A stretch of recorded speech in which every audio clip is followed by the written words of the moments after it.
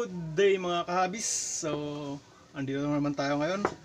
Gagawa ulit tayo ng crossbow pistol, pero sa ngayon meron na siyang magazine. Yung continuous shooting siya. Semi-automatic. Semi lang naman, hindi ko pa alam kung paano gawin yung full auto. So, try natin gumawa. I-play planer muna natin. Planer muna.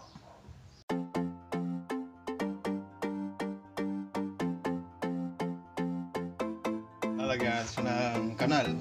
Bali, 3 yung kanal para yung kasahan.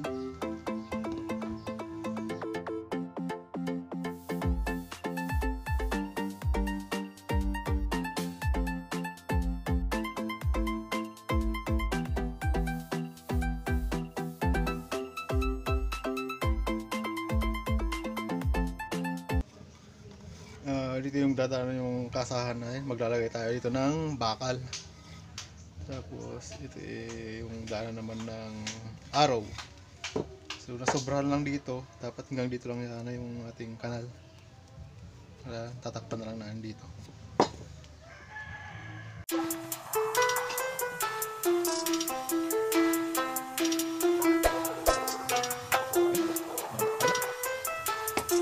Papait muna ako dito.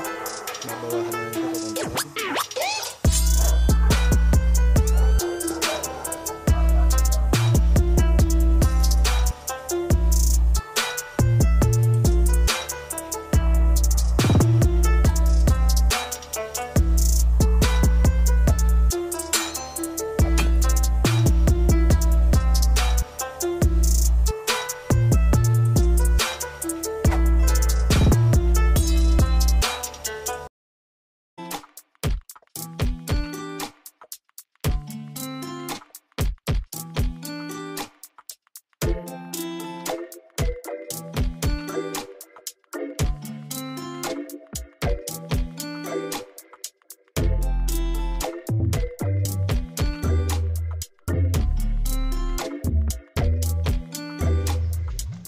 Tayong pan, ilalagay dito sa ibabaw niya.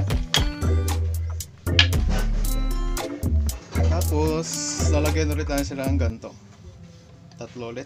So di ko na ipapakita at parehas lang naman ang paglalagay. So lalagyan ko muna ng kanal. Lalagay sa ibabaw. Ganito yung design niya. Medyo nagkuhan nga lang sa paglalagay ko ng kanal, pero okay lang yan. Kulang kasi yan. Nalagay na ito dito. Ito lalabas yung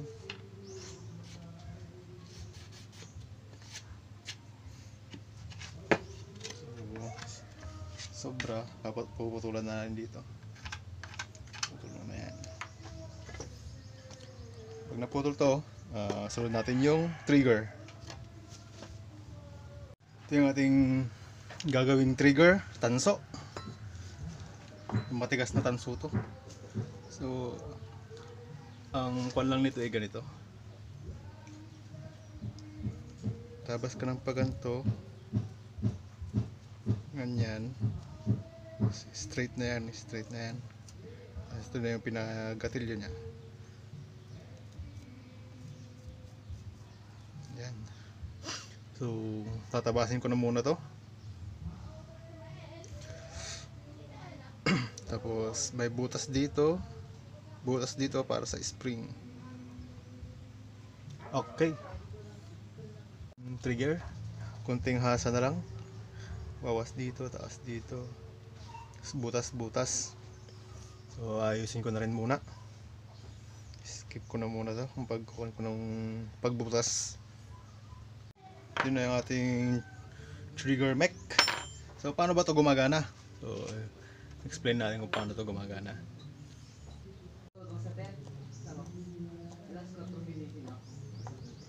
So yan, kung stopper na to. Yan. Pag ikaw mo yung tamsi rito ay yung string, kusang bababa yan. Punta ron. Tapos babalik siya doon. Yan. Pag kinalabit,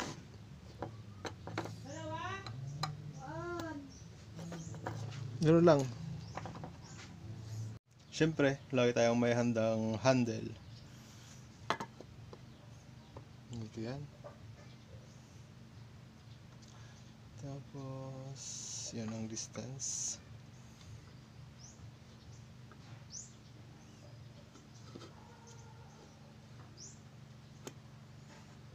So, yun. Pit na lang dito.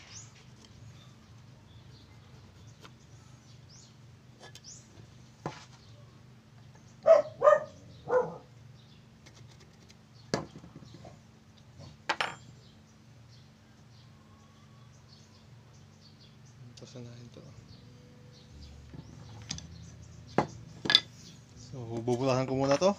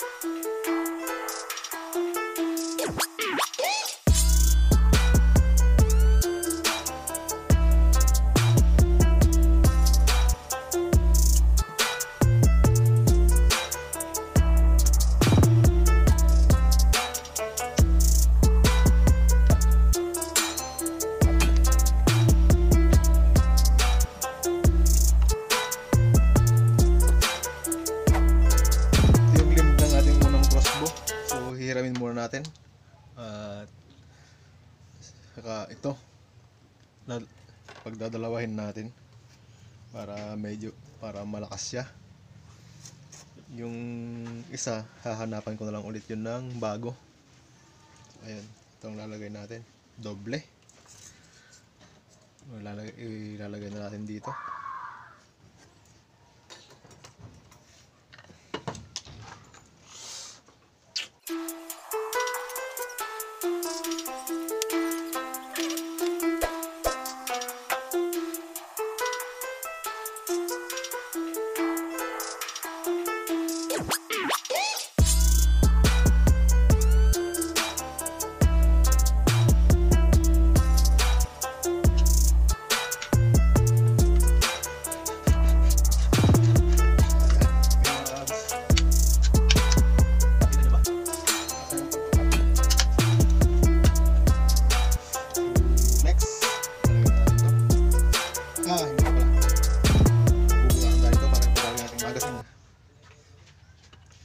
Magazine naman ang lalagay natin. So bubutas tayo rito hanggang dito. Kaya dito na lang. Bubutas tayo rito.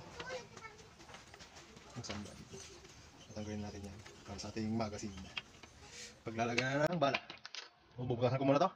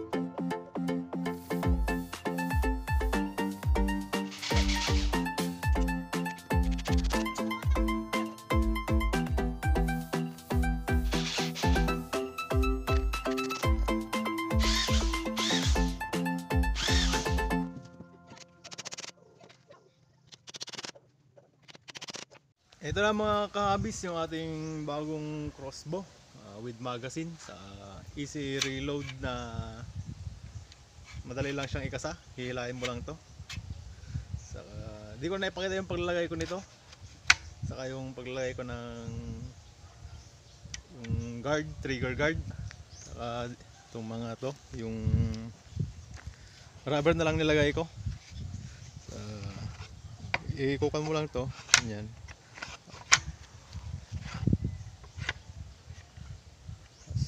Maglo-load ka,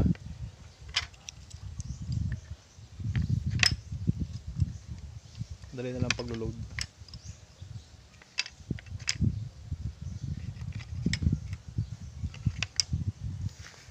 Tapos lagay mo lang na ganito. Pwede pa siya ng dalawa, pero 6 lang yung nagawa ko. Maluwang pa siya, oh. Pero 6 lang yung nagawa ko. Kuwan lang to, kawayan lang. So di ko pa nalalagyan ng bakal tip, pero okay na rin yan. Testing lang muna, tanggal yung ating rubber. So ganun lang. Then test natin. Bago tayo mag-test, shout-out muna ako. Shout-out ko kay Ma'am Michelle Arisa na Kayanan. Angler po to ng Aurora, Lady Anglers. Kay Sir Danilo Bona, kay Sir Tiksay Garms Vlog, kay Sir Rex Luna, kay Manong Lakay Vlog, kay Sir Lansky TV, kay Sir Glay Vlogs TV, sa kay Sir Arnel Ross. Ayan po. Itetest na natin. Hihilahin lang naman po to pag nagkakasa. Then tatry natin sa may ayun, niyog. Pagkakasa, hila, tulak, tira.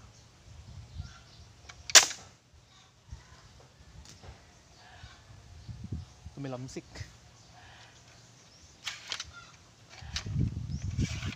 Tulak.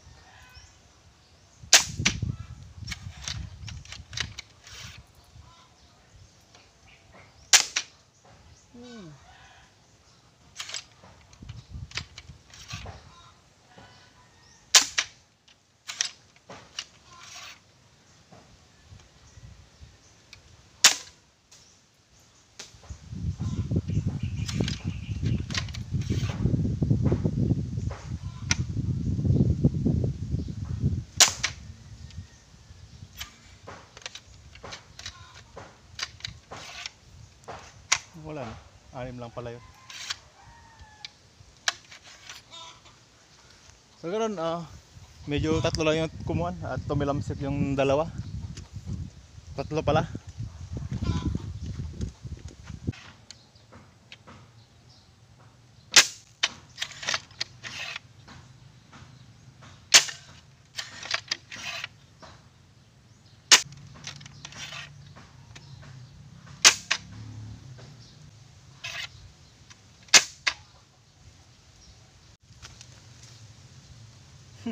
Tugtog.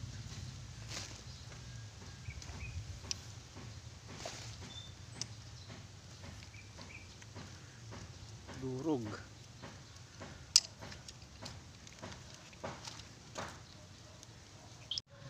I-try natin tong may bakal. Naglagay ako ng isang may bakal. Try natin sa may lata. So ayan.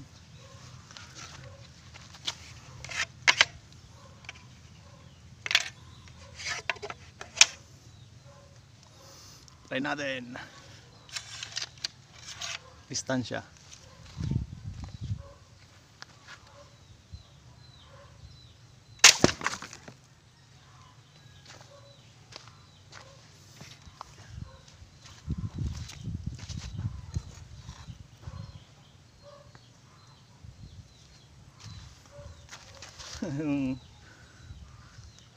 Medyo kumuhan siya. Try pa natin isang beses.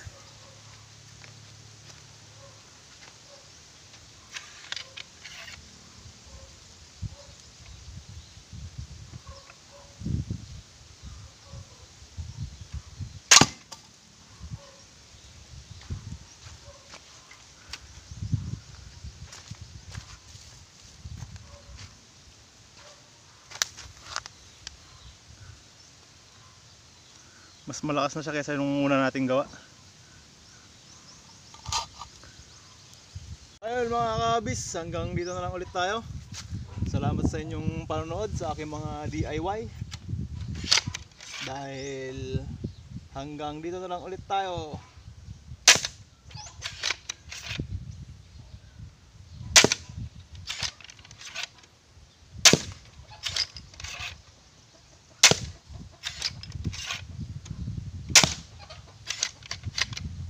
Ay, wala na. Bye-bye!